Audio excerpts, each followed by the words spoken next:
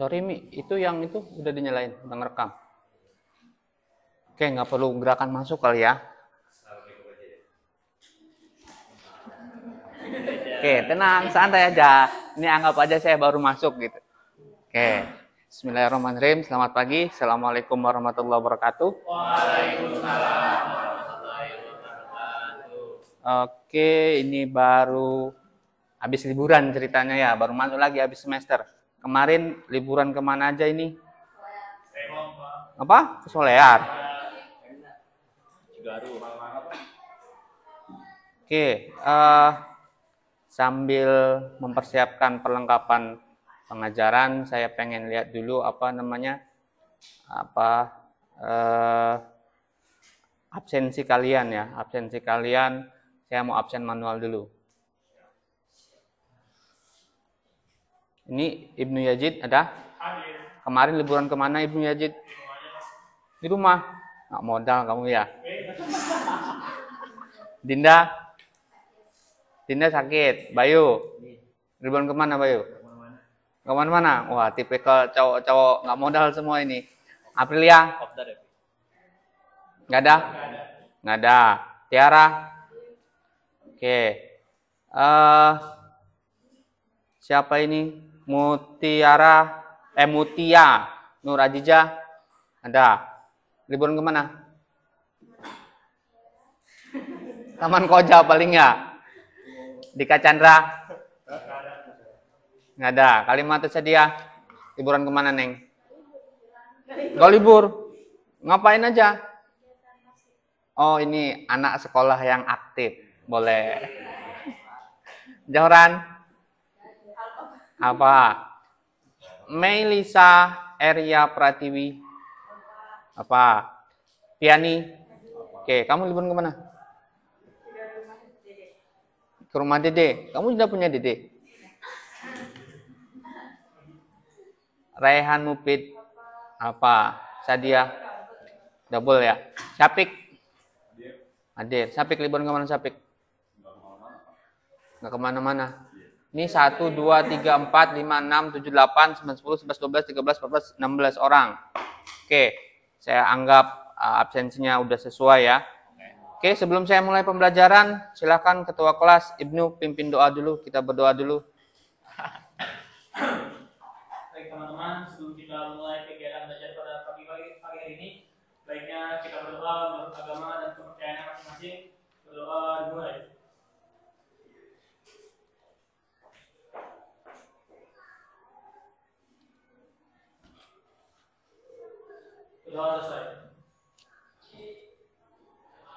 Oke, terima kasih atas doanya. Baik, pertemuan kali ini dari 4 masuk minimal 3 itu boleh saya masih ada keluarkan nilainya. Tapi dari 4 hanya hadir 50% atau 2 pertemuan, saya anggap kalian itu sudah gugur di tengah jalan. Saya nggak mau ngeluarin nilai kayak gitu. Karena ini nanti terkait nanti pada pencapaian KKM kalian. Karena KKM itu pada dasarnya tidak hanya hasil objektif kalian tes apa soal ganda, esai ataupun yang lainnya, tapi juga sikap selama KBM itu ikut andil di sini penentuan KKM ini. Terus yang lainnya membawa perlengkapan biasa, alat tulis, alat catat, buku, bahkan mungkin kalau mungkin nanti diperlukan praktikum sederhana itu membawa perlengkapan sendiri. Nah, ada yang mau ditanyakan tentang apa aturan main kita belajar maksudnya? Ada yang mau protes? Pengen apa gitu? Harusnya kayak gimana? Atau sudah iya aja? Biasa aja. Yakin bisa ngikutin? Oke, sepakat ya, bisa ngikutin ya. Oke, yang kedua, setelah kita sepakat dengan apa namanya kontrak lah ya kalau dibilang kontrak. Itu di sini ada sedikit perbedaan. Saya ngajarnya agak beda nih. Ini ilmu baru yang saya dapat. Jadi saya mau pakai istilahnya model pembelajaran. Saya nggak bicara jauh, tapi intinya informasi singkatnya adalah modelnya problem based learning. Jadi kalian ataupun kita nanti belajar berdasarkan saya hantarkan dulu masalahnya. Itu masalahnya tentang tentunya dikaitkan dengan materi kita. Itu tentang kontekstual, tentang terkait dengan kehidupan sehari-hari. Terus intinya tujuannya apa? Tujuannya agar kalian lebih aktif, lebih termotivasi. Ya endingnya mah agar kalian lebih pinter lah, singkatnya mah. Pinter dalam hal apa? Dalam hal materi kimia. Yang lain ya sesuaikan aja. Oke, itu tentang rancangan ke depan. Terus karena memang tadi kita itu ada pakai model baru. Jadi langkah pertama memulai pertemuan ini adalah kalian silakan udah dibuka di handphone kalian udah bisa masuk ya. Klik yang di di aksi pertama, kalian ada link angket motivasi. Silahkan klik itu langsung isi aja. Isi sesuai dengan kenyataan kalian lah. Itu tidak berpengaruh di nilai, tidak berpengaruh di bahkan itu anonim. Saya nggak tahu kalian si A milihnya apa, saya nggak tahu. Jadi pilih keadaan kalian yang sesuai. Ini udah pada sarapan belum? Ini hari pertama, habis liburan, sudah ada yang nggak masuk. Terus saya lihat muka-mukanya masih banyak yang lusuh gitu. Ini kenapa? Harusnya mah hari pertama tuh segar banyak duit gitu. Masih banyak sisa liburannya gitu. Kalau udah bilang ya, ngisi angketnya ya.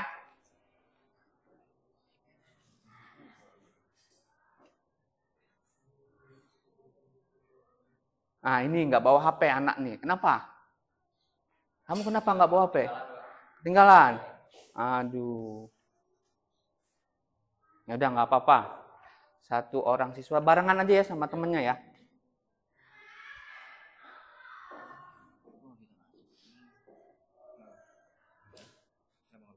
Udah nggak perlu diskusi, itu mah angket pribadi, penilaian pribadi.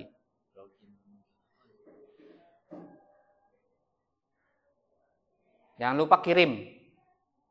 Awas jangan sampai nggak kekirim.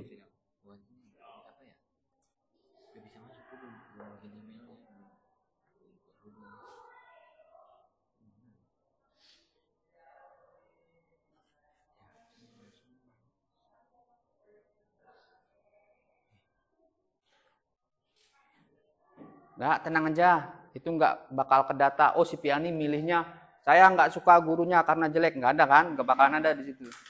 Namanya anonim.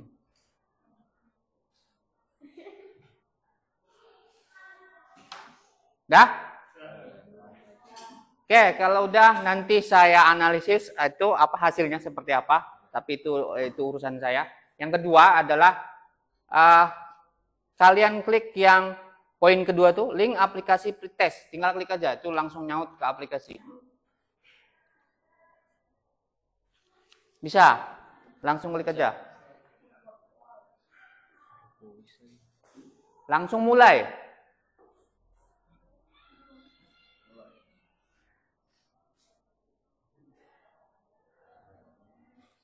Cuman jangan lama-lama, itu maksimal 10 menit. Iya, jawab. Balik lagi nih, kalau ada yang ketinggalan, balik lagi di blog saya, ya kan? Itu kalian klik yang di aplikasi pretest. Dah. Ya, ini semacam kuis. Ini dengerin dulu prolognya.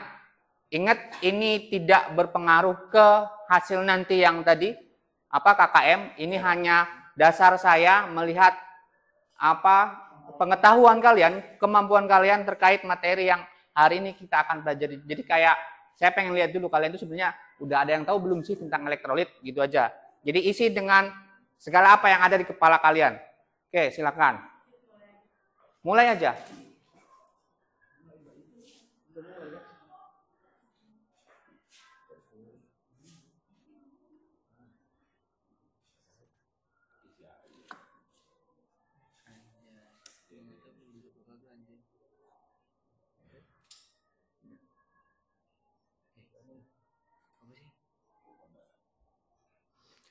Kalau udah, nanti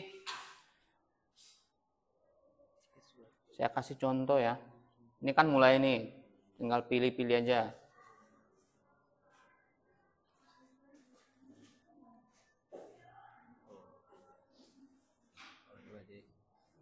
Maksudnya jangan lupa simpen nama kalian gitu.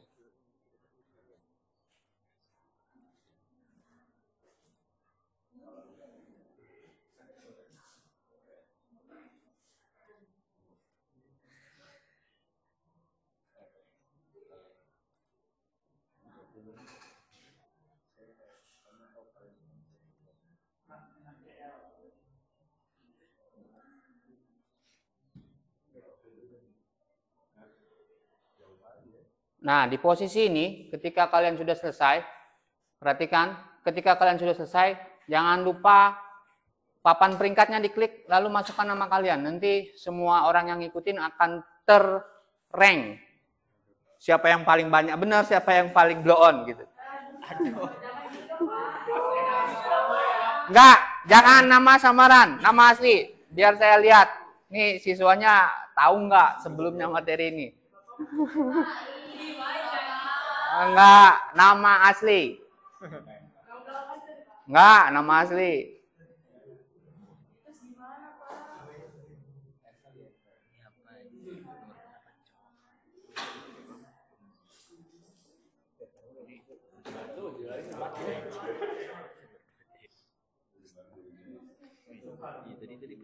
Tuh, saya urutan pertama, skor 3. Berarti kalian belum ada yang selesai ini. Jangan lama-lama ya. Nanti materi saya habis waktu saya. 2 kali 45. Ayo, jangan lama-lama. Itu maksimal 10 menit. Tapi ya, diharapkan lebih cepat dari itu.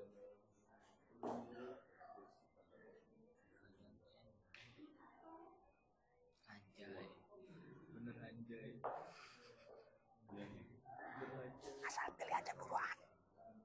Asal pilih aja. Gak apa-apa. Iya, gak apa-apa. Buruan, jangan lama-lama. Jam saya habis nanti. Sabar atuh Pak kalem, Pak.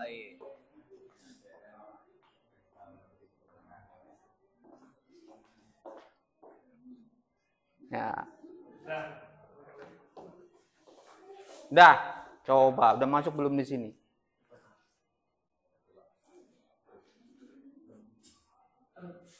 Ibnu Yazid, skor 7. Ayo, baru 2 orang. Siapa lagi? Ini kelihatan banget nih. Yang pinter sama yang kurang pinter.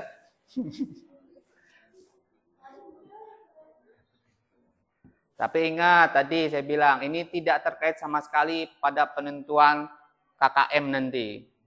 Ini cuman saya pengen lihat kalian sampai mana rekrut ini.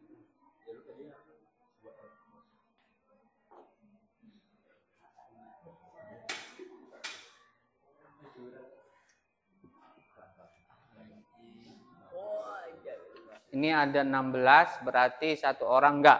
Harusnya ada 16 termasuk saya, berarti siswanya ada 15 orang. 1, 2, 3, 4. Ya.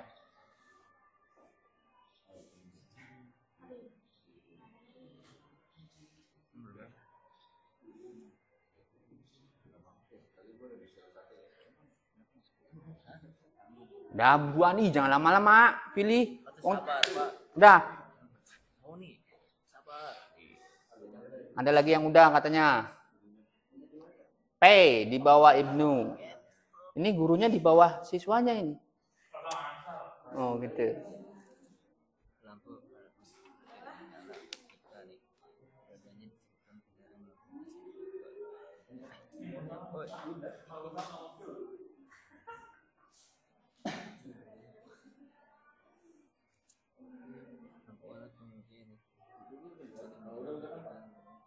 Udah, jangan lupa klik papan peringkat, tulis nama asli.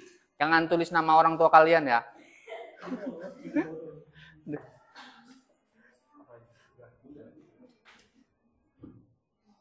Gila, Bos. Terus ini gimana? Saya batasin berarti 2 menit lagi berakhir. Buruan. 831. 833 saya close.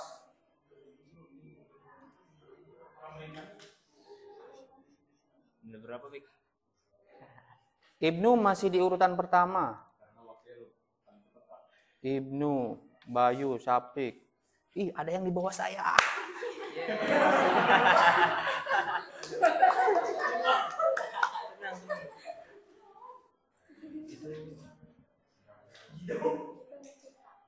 Pak lagi Pak. Berapa itu? Nantilah. Ya. Dah? Berapa? Semua? Belum. 1 menit lagi.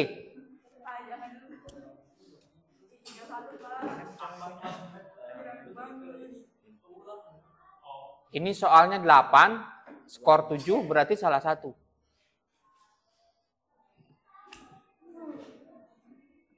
Buset, lu udah masukin. Ya. Minggu ya 7, boleh.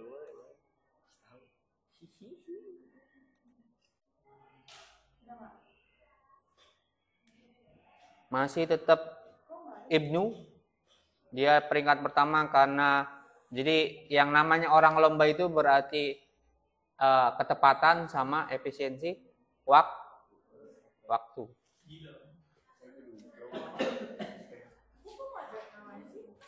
Udah, kamu udah kirim. Ini nama kamu siapa? Idam gitu, Pak. Hah? Idam, Pak. Oke, ya udah ya. Saya anggap selesai. Ini mungkin cuman 10 peringkat aja, artinya cuman 10 aja yang terdata. Tapi pada tabel lengkapnya mah, pada nanti di aplikasinya mah ada. Data kalian ada, nanti jadi bahan penilaian saya. Bukan bahan penilaian, bahan renungan saya. Sekali lagi, ini tidak terkait penentuan KKM. Oke, kita balik lagi ke materi utama kita. Oke, silakan klik balik lagi ke Google Site saya ataupun tinggal lihat di di papan tulis kita. Nah, nih, sebelum saya mulai dengerin baik-baik. Sebelum saya mulai materi saya jelasin, dengerin baik-baik. Udah? Halo, liatin saya. Oke, Pak. Renungkan baik-baik kalimat yang keluar dari mulut saya. Seseorang tidak akan pernah menikmati manisnya buah ilmu kalau dia tidak menikmati pahitnya proses menuntut ilmu. Artinya apa? Ya memang pada dasarnya ketika seseorang pengen itu berbuah hal yang positif, hal yang negatif, itu dibutuhkan pengorbanan. Pahitnya proses menuntut ilmu di sini yaitu ya orang lain mah pulang sekolah ya udah selesai, dilanjutkan dengan main. Tapi kalau memang kalian pengen lebih berbuah manis, ya belajar lagi, diulang lagi. Ya belajar itu atau untuk menghasilkan ilmu itu ya butuh pengorbanan waktu, butuh pengorbanan biaya. Dan linier di kehidupan nyata, orang yang berpengetahuan itu lebih mudah mencari kesenangan dunia. Percaya nggak? Orang berpengetahuan lebih mudah mendapatkan kesenangan dunia. Itu real. Makanya berproseslah dengan sungguh-sungguh. Paham ya? Berproseslah dengan sungguh-sungguh. Karena proses juga biasanya sesuai dengan kalimat-kalimat lebay. Proses tidak akan mengkhianati hasil. Oke. Bisa dilihat ini di papan tulis atau di handphone kalian masing-masing ya. Gambar apa ini? Gambar teh, gambar cangkir, gambar secangkir teh. Nah, itu lebih lengkap. Iyalah. Yang lain benar, gambar teh iya, benar. Gambar cangkir ya benar, tapi yang lebih benar ternyata gambar secangkir teh. Siapa? Kamu ya. Perempuan ya kamu ya? Ya. Kan biasanya perempuan yang disuruh bapak-bapaknya. Kalau kamu diminta bapak kamu gitu, Neng, buatin bapak teh manis. Hal apa yang mesti kamu ada dalam membuat teh manis? Apa? Terus? Tehnya terus? Air. Terus diapain? Nah. Oke ya, dia nyebutin yang mesti ada itu kalau saya diminta buat apa? Gula. Terus airnya. Airnya air panas supaya dingin. Air panas. Terus apa lagi? Oh, teh celupnya. Jadi kalian bisa baca di depan ataupun di blog saya di HP kalian. Konsep pelarutan intinya terdiri dari dua hal utama. Ada yang dikatakan sebagai zat terlarut, ada yang dikatakan sebagai zat pelarut. Nah, pada konsep atau pada contoh saya ini larutan teh, bisa nggak bedain mana pelarut, mana terlarut? Nah, ini yang diem nih. Mana pelarutnya berarti? Apa pelarutnya pada larutan teh ini? Pelarut teh. Ya. Nggak tahu kan? Ulangi, kamu tadi butuh apa kalau mau bikin teh? Air nih pelarutnya. Gula. Dengerin, gula. Terus? Airnya. Terus? Tuh, dari 3 komponen tadi, menurut kamu mana yang dikatakan sebagai pelarut? Air. Kenapa air? Iya, kenapa lah? Anak SD ditanya kayak gitu, balon Pak. Iya, kenapa mesti balon gitu? Anak SMA masa kayak gitu doang. Kenapa air? Tahu, Pak. Nggak tahu. Ya. Padahal ada loh di HP kamu kali. Zat pelarut biasanya ada di layar HP ada. Nah, ini orang punya pisau nggak tahu cara pakai pisau. Gandungin gini. Nah, pelarutnya lebih banyak. Jelas ya di kehidupan nyata orang buat teh airnya lebih banyak. Nah, zat larutnya berarti apa? Gula ataupun tehnya. Tapi yang disebutkan temennya tadi itu ada 3 komponen. Ingat, larutan minimal terdiri 2 hal utama. Jadi hanya ada pelarut atau zat larutnya saja. Zat larutnya satu itu sudah bisa dikatakan sebagai sebuah larutan.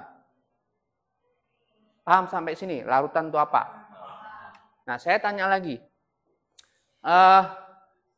Saya tanya yang cowok. Nih, namanya siapa? Saya lupa.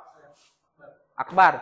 Kalau kamu diminta bikin teh, itu kamu cara buat tehnya, itu airnya dulu, air panasnya dulu, masukin gelas berarti kan, baru tehnya atau sebaliknya, tehnya dulu atau baru air panasnya?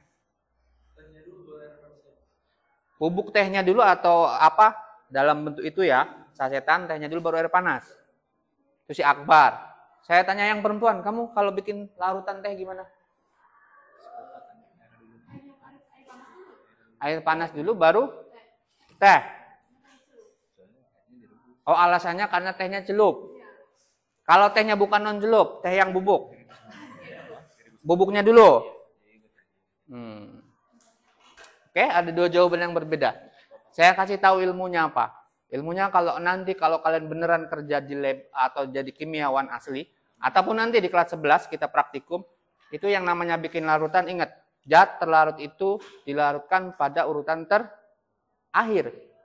Jadi pelarutnya dulu dalam wadahnya, Erlenmeyer ataupun gelas ukur, si pelarutnya ya, baru zat terlarutnya dimasukin terakhir. Itu demi sedikit. Alasannya apa? Alasannya untuk menghindari zat terlarutnya itu berupa zat yang materi reaksi spontan. Artinya contohnya kelas 11 kalau nanti kita bikin sabun, itu pakai KOH atau NaOH, dilarutin. Kalau kalian naruh NaOH dulu dalam gelas, lalu masuk air, itu terjadi reaksi spontan. Itu akan sangat panas, bahkan bisa pecah itu Erlenmeyer, karena saking panasnya. Makanya kalian bayangkan kalau kita balik prosesnya, pelarutnya dulu lalu kita masukkan sedikit demi sedikit, zat larutnya itu akan reaksi spontannya itu tidak ada. Artinya energi panasnya itu ada hadir cuman sedikit. Kan zat yang dimasukin sedikit. Paham sampai situ? Nah, itu bikin kopi juga seharusnya mah air panas dulu baru kopinya sedikit. Gitu. Apa?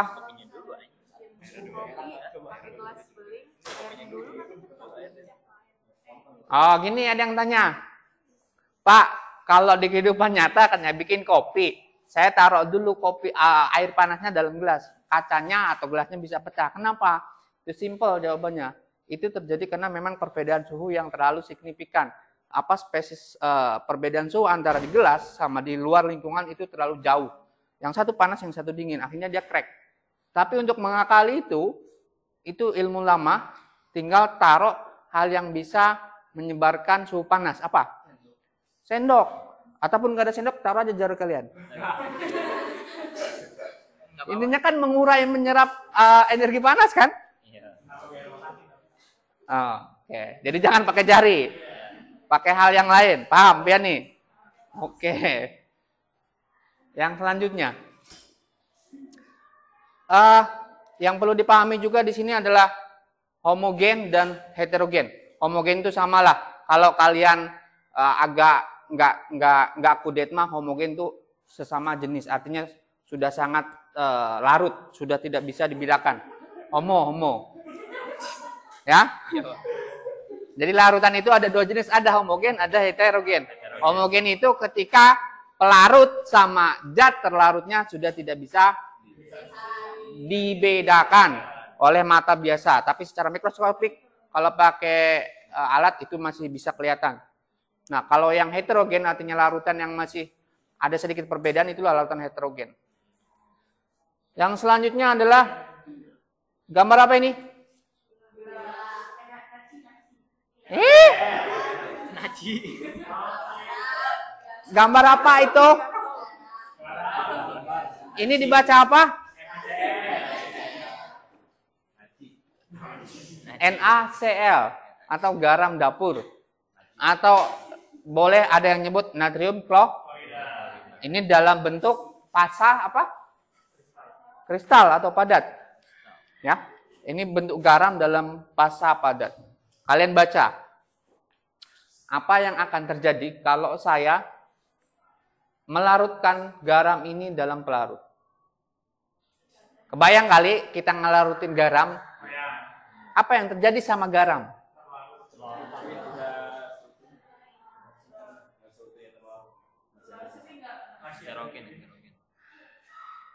Masa? Iya. Tapi kalau dalam air enggak. Susah larut, tapi kalau pakai air panas easy. Oke. Catat aja nggak apa-apa, berarti energi panas itu mempercepat pelarutan zat terlarut gitu kan? Apalagi yang mempercepat pelarutan zat terlarut? Selain energi panas tentunya ini dari si pelarutnya kan? Apalagi? Energi mekanik diaduk, bener. Nah, semakin kencang aduknya, semakin dia cepat larut. Real kan? Di kehidupan nyata. Nah, cuman pertanyaannya, larutnya itu kalau dalam istilah kimia itu apa? Iya, larutnya orang kimia itu ngomong larut itu sebenarnya apa?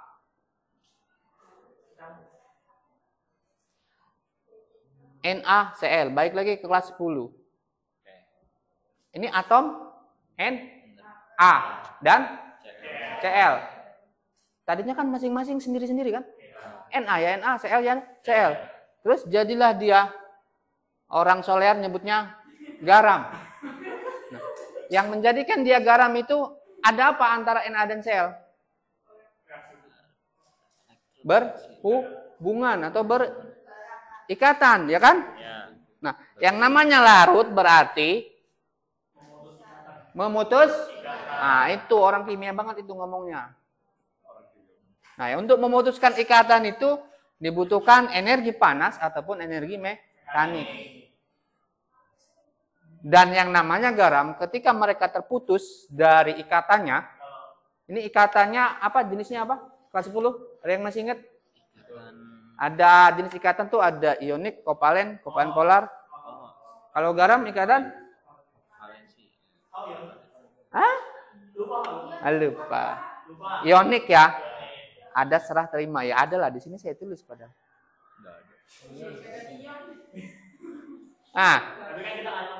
Oke, sip, boleh. Sekali lagi konsepnya. Ketika mereka putus ikatannya, itulah yang dikatakan sebagai larut dalam istilah kimia. Nah, ketika larut, Na itu akan terbentuk menjadi sebuah atom bermuatan. Apa istilahnya? Ada anion, ada kation. Muatan berjenis negatif itu istilahnya anion, bukan minion di Mobile Legend ya. Yang bermuatan positif itu istilahnya kation. Nah, gimana atau kecenderungannya kok bisa atom ini menjadi positif atau negatif ketika sudah putus? Itu ada di pelajaran kelas 10. Caranya gampang. Kan Na ya. Saya skip sedikit jelasin aja. Nggak apa-apa. Na nomor atomnya berapa? 11. Ya. 11. Konfigurasinya berarti 2. Ini berdasarkan golongan utama. Yang berdasarkan kulit. Berarti teori siapa berdasarkan kulit? Bohr. 2, 8, 1. Angka terakhir dikenal sebagai elektron valensi. Na itu berarti elektron valensinya 1. Berarti dia hanya 1 di sini. Nah, ketika keadaan seperti ini dikatakan atom yang tidak stabil.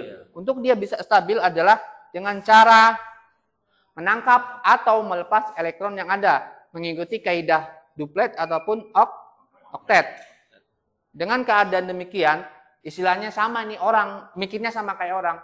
Akan lebih menguntungkan mana ketika saya menangkap 1 elektron, artinya menjadi 2 berpasangan, atau saya hanya buang 1 yang ada. Nah, keadaan seperti ini Na akan lebih menguntungkan mana ketika saya, kan ingat prinsipnya, menangkap ataupun melepas elektron itu sama-sama memakai energi. Ini sama kayak orang. Nah, ketika banyak energi yang dia buang atau dia butuhkan melakukan sesuatu, dia sama prinsipnya seperti manusia, akan mencari hal yang lebih menguntungkan. Dalam ini energi yang paling sedikit dia pakai itu yang mana. Nah, kalau keadaan yang seperti ini nangkap apa buang? Kalau buang dia cuma 1 dibuang, habis lah dia. Apa? Nangkap apa buang? Na. Ngebuang. Oke. Dia akan ngebuang. Berapa yang dibuang? 1. Yang dibuang itu apa? Elektron kan? Elektron secara muatan nilainya negatif. Ingat, yang dibuang negatif berarti yang tersisa positif. Berarti Na adalah kation 1. Sama kayak orang, kalau kalian pengen jadi orang baik, buanglah sifat-sifat negatif. Gak perlu kalian berbuat baik, cukup buang aja dulu yang negatifnya. Nanti kalian baik sendiri, percaya nggak? Karena sejatinya manusia itu adalah baik.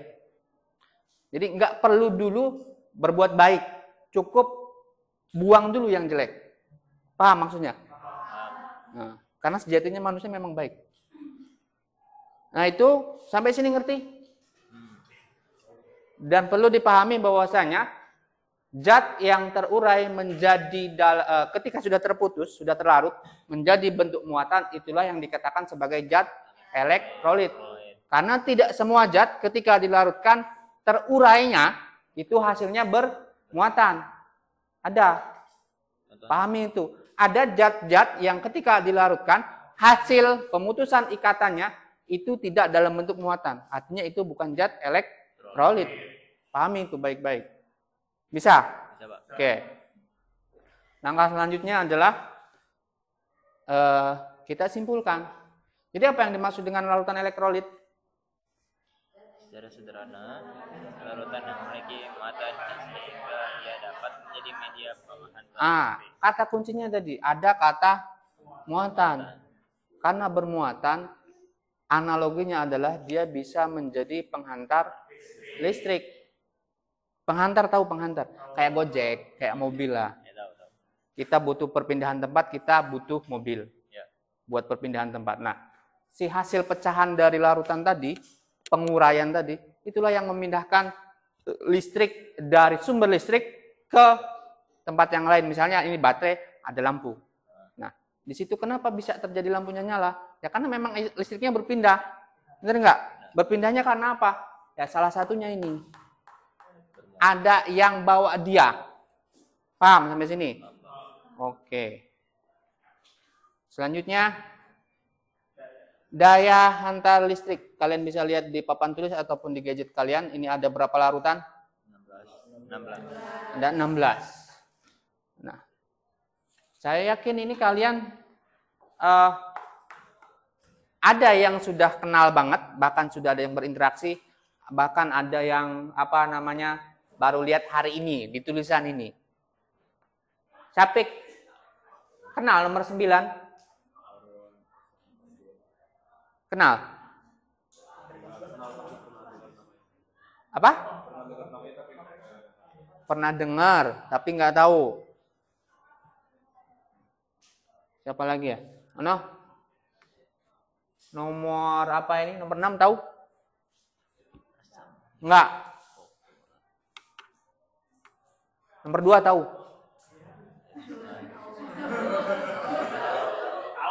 Tahu. Nomor 1 tahu?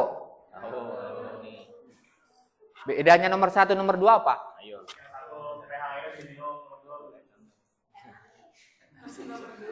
Nomor 1 bisa diminum, nomor 2 belum tentu. Iya sih. 1 murni, 2 enggak murni. Benar sih jawabannya itu. Secara sederhana itu.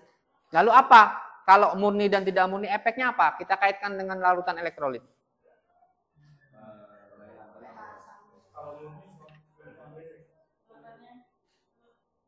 Air itu emang secara kimia 2O saja. Artinya terdiri dari atom H dan O saling berikatan terbentuklah molekul air. Inilah air murni, Aquades. Ini murni banget. Ini tidak ada kontaminan yang lain, artinya zat-zat yang lain yang bermuatan. Ini secara realnya atau secara teori pun itu tidak bisa mengantarkan listrik. Karena memang tidak ada atom atau molekul yang bermuatan di sini. Itu kalau air murni. Tapi kalau air hasil dari masuk air sumur, air pump, dan lain sebagainya, itu kan banyak mineral yang lain. Itulah yang menyebabkan listrik itu bisa berpindah tempat. Pahami itu bedanya. Nah, di lab kita ada ini. Ini cara buatnya gampang. Ya, air dari sungai tinggal di penyulingan ya, berdasarkan titik panas suatu molekul berbeda. Jadi air akan menguap terlebih dahulu, uapnya ditampung lah, itulah Aquades.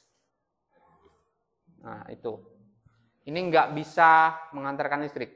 Itu dipakai orang yang paling banyak itu dalam kehidupan nyata itu dipakai dalam bentuk air aki, nambahin air aki yang putih itu. Kan air aki ada 2 ya? Ada yang merah, ada yang biru. Nah, ini yang biru itu Aquades, air murni. Nah, air aki, acu lah, acu bahasa kimianya tulisannya acu. Gini kan? Nah, air aki ini yang ada 2 jenis itu di masyarakat kita, ada yang berwarna merah, ada yang berwarna biru. Yang biru ini yang ini. Nah, kalau aki kita aki basah, kekurangannya tinggal nambahin air murni. Tapi kalau memang secara kelistrikan dia kurang, kita tambahin yang merah. Karena yang merah itu ada banyak muatannya. Biasanya Zn+. Nah, saya kasih waktu 5 menit. Buat kalian, minimal tahulah. Maksudnya larutan ini dipakai manusia itu dalam hal apa. Terus biasanya bentuknya apa gitu. Dapat kita beli dari mana gitu. Browsing aja nggak apa-apa. Asam klorida, hipoklorat, manusia pakai buat apa, dan lain sebagainya. Pakai HP-nya, tadi saya bilang, punya. Yang dari list di sana kalian belum tahu, cari tahu. Manusia itu pakai buat apa, terus kira-kira kalau kita butuh itu, kita beli di mana. Oh, di koperasi ada, Aquades. Itu memerek.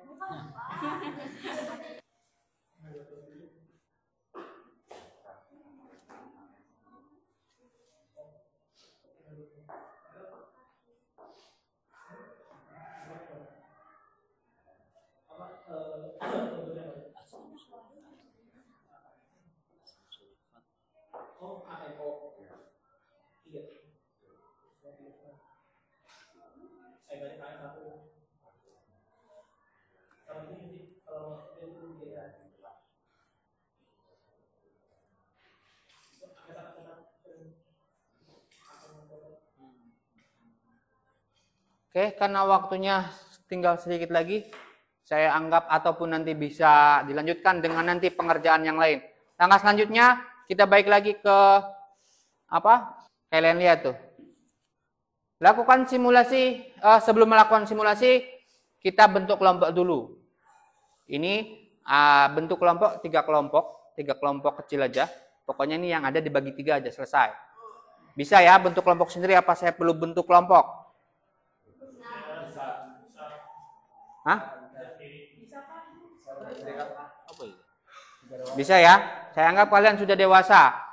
Sudah bisa membentuk kelompok sendiri. Bikin 3 kelompok. Ya udah silakan bentuk 3 kelompok aja. Ini berapa sih? 16 bagi 3 berarti 5 orang. Ya. Ya, ada yang 5, ada yang 6, 1 ya. Nah, berarti ini ke sana 5. Piani kamu ke sana. Ya. Nah, ini 2 orang di sini. 2 orang yang mana? Bebas, terserah. Kalian bisa menentukan pilihan sendiri. Dah. Kamu mau ke sini apa ke sana? Ya udah sono. Udah sono merapat. Kamu berdua pindah sini 5 orang.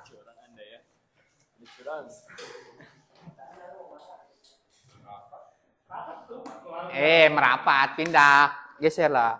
Kerjasama gimana sih?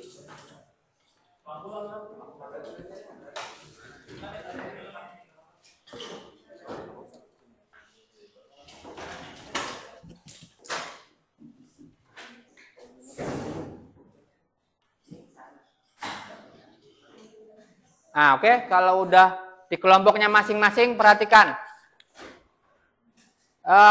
Kata kerjanya lakukan simulasi virtual. Sendiri-sendiri nih. Caranya kayak gimana? Kalian tinggal klik. Ini di handphone bisa. Cuman saya contohkan dulu dalam laptop. Tinggal klik linknya. Lalu, Lalu, apa? Lalu nyalakan saklarnya. Coba kalian buka dulu. Klik linknya. Mode landscape ya. Handphonenya mode landscape. Nih. Dah. Nyalain saklarnya. Cirinya apa? Cirinya baterainya terhubung. Nah, kalau udah, tinggal kalian belum. Udah nyala belum saklarnya? Belum nyala saklarnya. Di sebelah kiri. Mana? Sini saya bantu. Boleh. Nah, ketika sudah diganti, yang perlu kalian amati, oke, perhatikan biar nggak ketinggalan. Ketika sudah diganti, yang perlu kalian amati adalah 1, nyala lampu. Kedua adalah, ada apa ini? Gelembung. Ini dikenal apa dalam larutan dalam rangkaian elektronik itu ada rangkaian seperti ini dikenal sebagai elektroda. Ada elektroda berjenis positif, ada elektroda berjenis negatif. Jadi ada katoda, ada anoda. Nah, jadi perhatikan, 1 nyala lampu, kedua adanya gelembung pada elektroda. Nah, jadi nanti kalian tinggal gonta-ganti aja larutannya ya. Lalu, jadi intinya gini, pada masing-masing kelompok ada yang melakukan uji virtual, ada yang kalian buka link spreadsheet-nya. Pastikan dulu di handphone kalian sudah terinstall spreadsheet ya. Spreadsheet. Ya, udah. Tinggal klik. Nah, ini saya udah bikin 3 kelompok.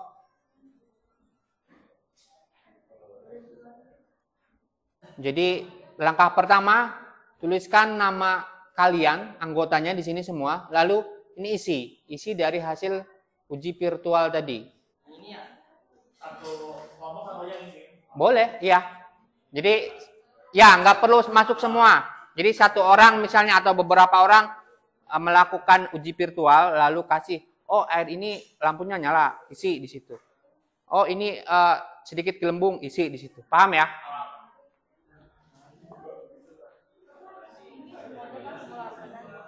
Iya.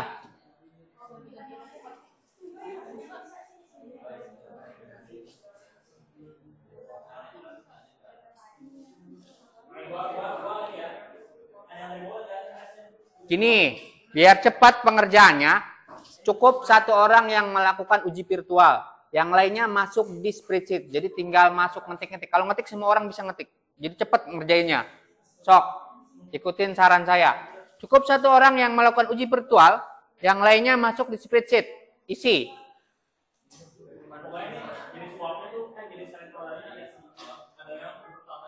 Ya, gampang lah. Masa kayak gini doang nggak bisa.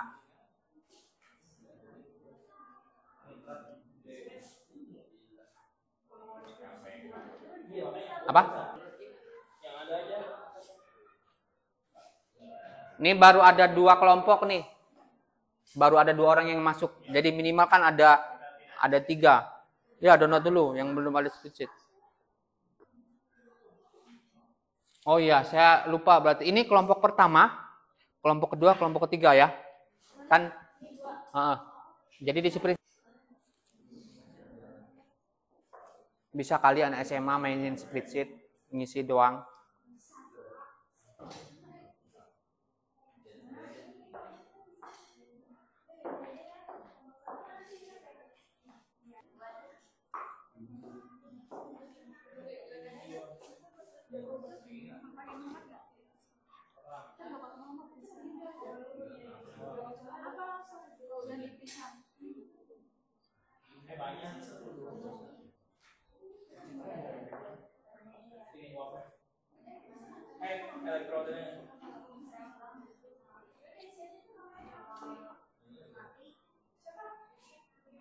Sedikit coy.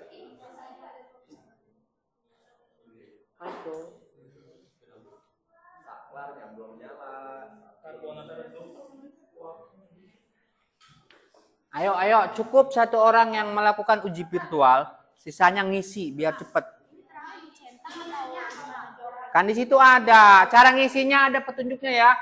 Tuh, isi dengan kata Y dan A pada kolom yang dimaksud. Y dan A. Apa? Apa Y dan A? Ya.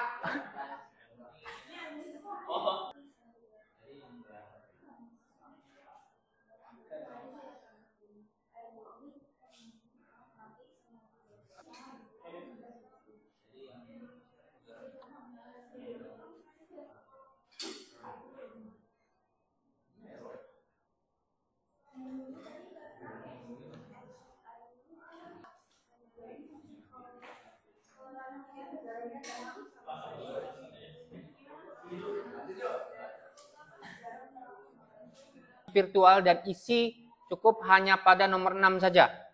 Sisanya nggak perlu. Nanti bisa dilanjutkan di rumah ini. Materi saya bisa diakses dari rumah, enak.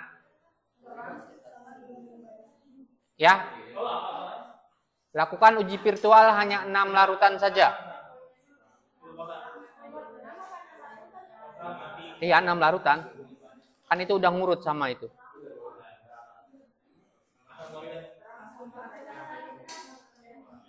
Ini kelompok 2 belum ada yang ngisi.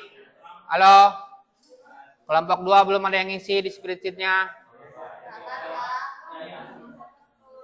Kelompok 3 udah ada. Kelompok 1 udah ada.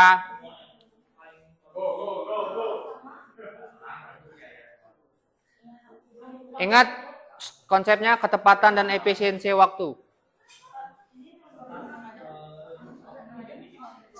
6 aja. Nggak usah semua.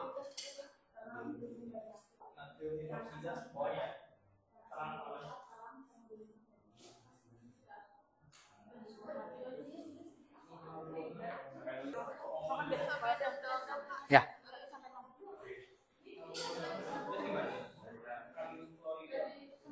Oh ya udah, tapi oke, perhatikan udah. Karena cukup 6 larutan, kalian tarik ke bawah. Itu kalian baca terlebih dahulu. Di sini tadi terkait apa namanya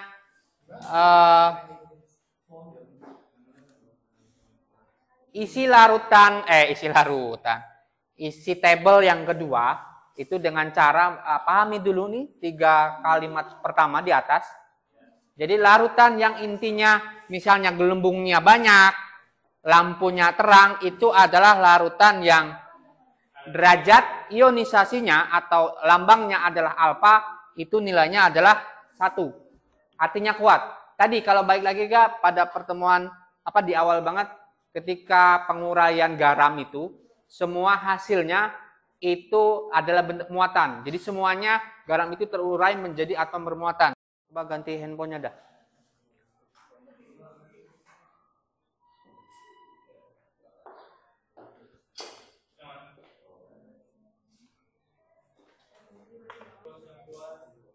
Tiga menit lagi untuk ngisi tabel yang kedua.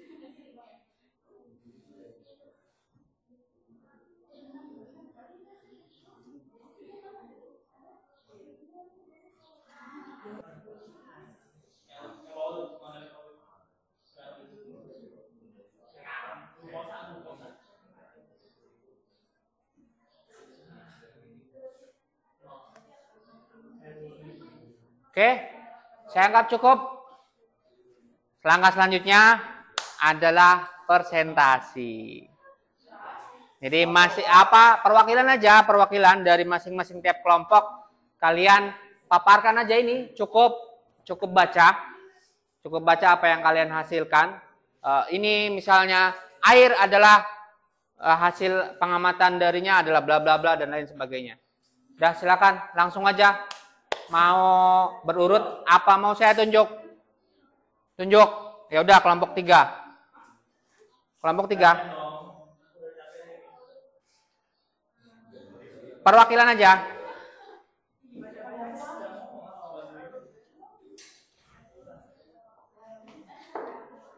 Ayo, saya di belakang ngeliatin. Ingat, kelompok lain boleh menyanggah, boleh bertanya. Boleh 1, boleh 2. Iya, sampein aja, presentasiin. Sono lah, biar terang karena cahaya.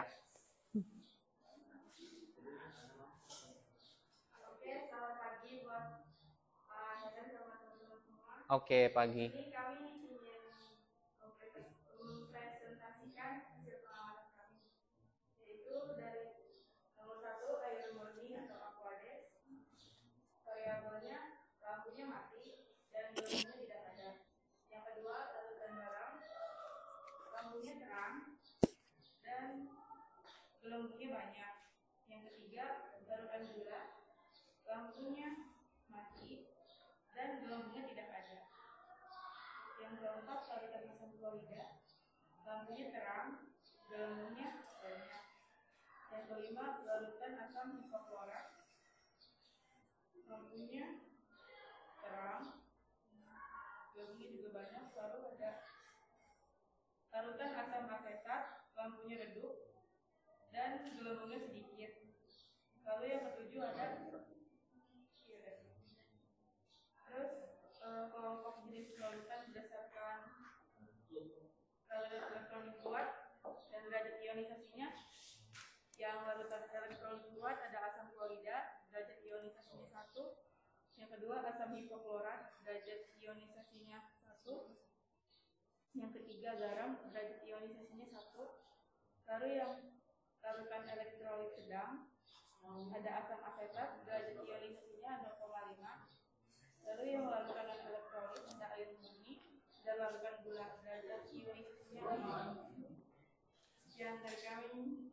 Tar dulu, ini kelompok 3. Buat kelompok yang lain ada yang mau menyanggah atau mau minta penjelasan? Nggak ada. Ya udahlah, saya juga nggak mau bertanya. Nanti aja. Buat kelompok yang lain ada pertanyaan. Oke, nggak ada. Terima kasih. Silakan duduk kembali. Kelompok selanjutnya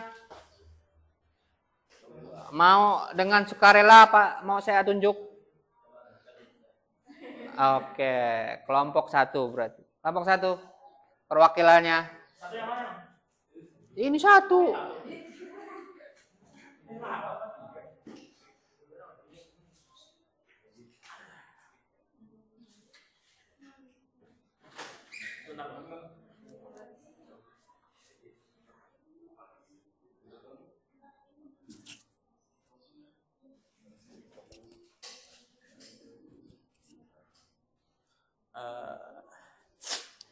Assalamualaikum warahmatullahi wabarakatuh. Waalaikumsalam. Selamat pagi teman-teman yang non-muslim. Saya perwakilan dari kelompok 1 Ibnu Yazid akan mempresentasikan sedikit hasil percobaan virtual kami, yaitu tentang menguji berbagai larutan jika dites dengan saklar lampu.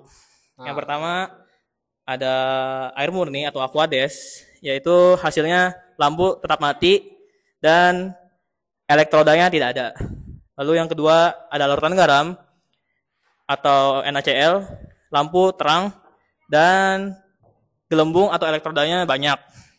Lalu yang ketiga ada larutan gula atau glukosa, larutan tersebut tetap mati dan juga elektrodanya tidak ada. Selanjutnya ada asam klorida di mana lampunya terang dan gas elektrodanya banyak. Lalu ada asam hipoklorat, lampunya terang dan elektrodanya banyak. Yang terakhir ada asam asetat di mana lampunya nyala redup dan elektrodanya sedikit. Lalu kami juga mengklasifikasikan semua 6 larutan yang sudah dites melalui hasil virtual ke dalam jenis-jenisnya. Yang pertama itu ada larutan elektrolit kuat dengan derajat ionisasi 1, yaitu garam, asam klorida, dan asam hipoklorat. Mengapa derajat ionisasinya 1? Karena larutan tersebut terurai secara sempurna sehingga semuanya memiliki muatan. Lalu ada larutan elektrolit sedang dengan derajat ionisasi 0,5, yaitu asam asetat. Hal ini terjadi karena penguraian yang terjadi dalam asam asetat hanya setengah dari variabel yang sudah dimasukkan. Lalu yang terakhir ada larutan non-elektrolit dengan derajat ionisasi 0, yaitu komponennya glukosa dan air murni, di mana penguraian unsur menjadi muatannya tidak ada. Ada yang mau ditanyakan? Yang mau nanya enggak? Oke, saya kalau agak ada yang mau nanya, kamu tetap di situ. Karena waktunya udah mau hampir habis, saya ajukan pertanyaan aja ke kelompok yang belum maju ya. Oke, di sini ada kasus, ada 2 jenis larutan ya. Yang satu garam, yang satu lagi mana yang nyalanya redup? Asam asetat. Asetat. Itu kan lampu dua-duanya nyala ya, kelompok 2, benar. Antara garam dan asetat, lampu secara indikator nyatanya dia nyala. Cuman yang satu terang, yang satu, nah itu kalian bisa jelasin nggak kenapa itu terjadi? Kenapa yang satu terang, yang satu redup? Saya kasih waktu 2 menit.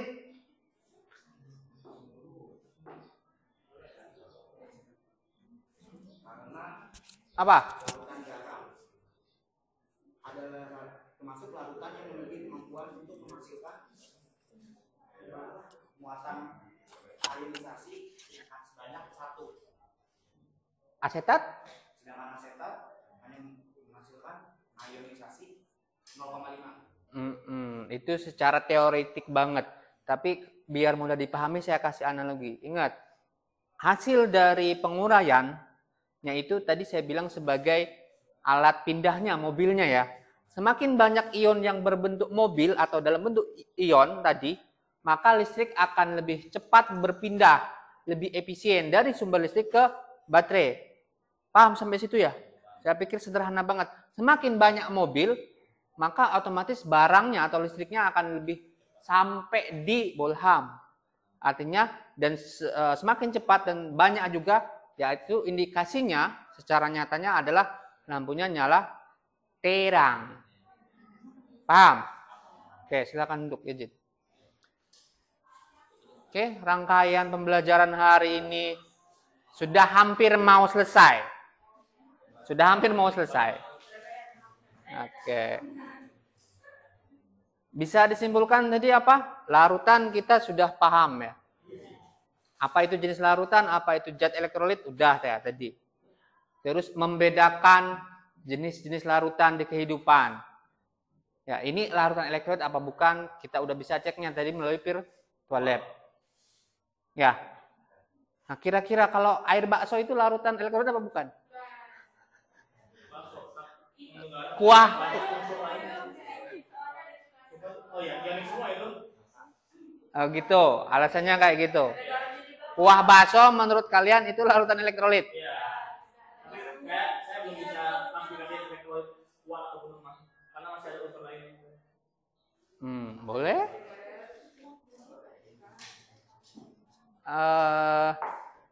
Kalau kamu jawabannya apa? Kalau mengiyakan alasannya apa gitu? Kuah bakso itu elektrolit. Kalau mengiyakan alasan kamu apa? Gak tahu. Menurut kamu kuah bakso itu larutan elektrolit apa bukan? Bisa jadi lampunya nyala nggak? Iya? Nggak tahu. Gini, jawaban si Ibnu sama sini ini sama. Mengiyakan alasannya cukup logis juga. Karena mengandung cuka, katanya artinya asam asetat ya. Ada rasa asin berarti mengandung garam, ya juga. Tapi itu kan hanya perkiraan kan, hanya berdasarkan rasa. Langkah atau solusi pastinya kalau orang IPA itu harus kayak gimana? Nah, itu banget. Artinya itu solusi nyata dan lebih valid maksudnya. Dan nanti bisa dilihat juga kan indikator lampunya secara langsung. Dia itu terang apa redup kuah bakso itu. Kapan kira-kira? Apa?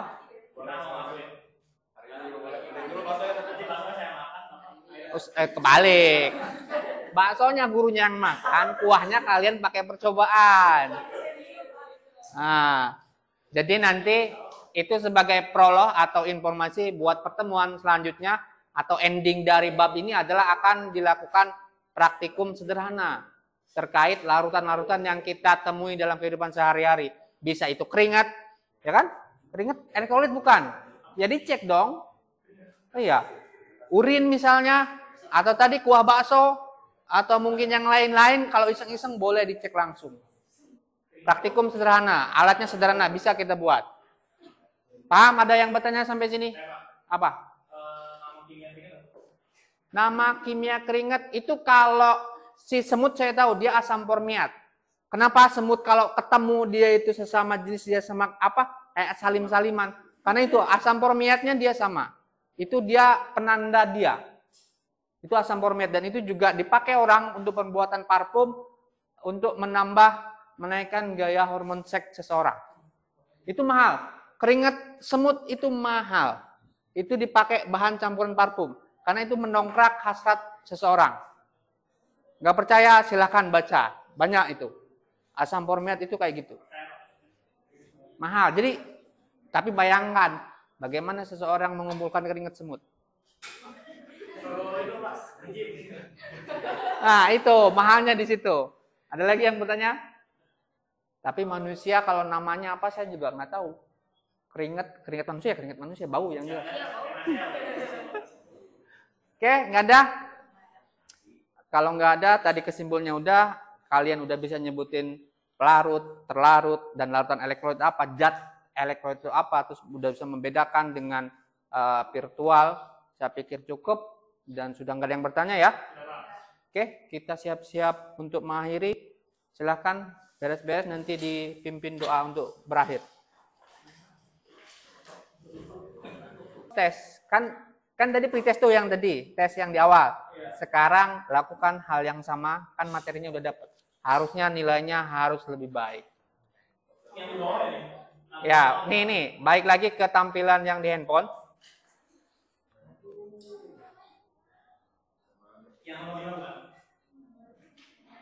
Sorry.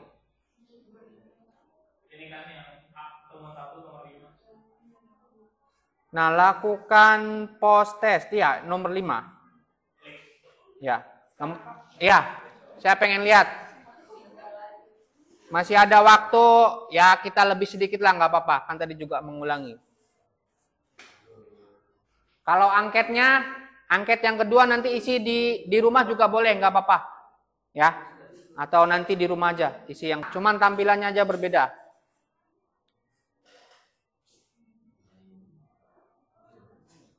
Tadi masih si Ajit, skornya 7. Dan masih ada yang dapat nilai 3. Harusnya setelah saya ajarin, nggak ada yang dapat nilai 3.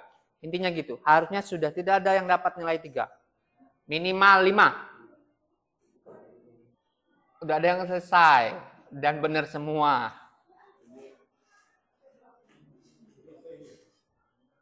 Ono Ibnu.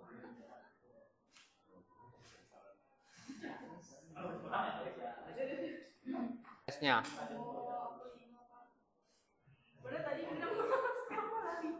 Kok malah turun, Piani?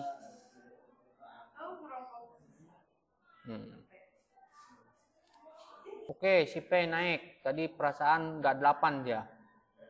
Ya, tadi nggak ada yang 8 kayaknya ya. Ya kan? Intinya mah saya harap nggak ada lagi yang dapat nilai 3.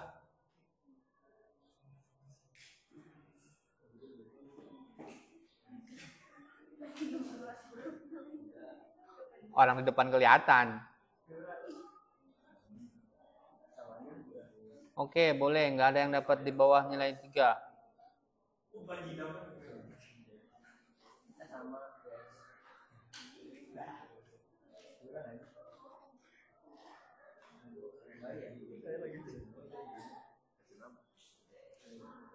Ayo, 2 menit lagi.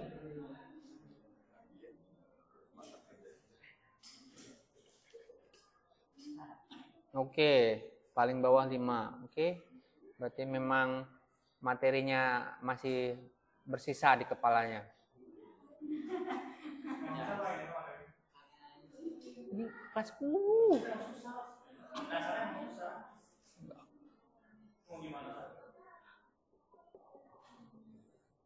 Susahnya di mana? Apa? Sudah saya sakit dulu.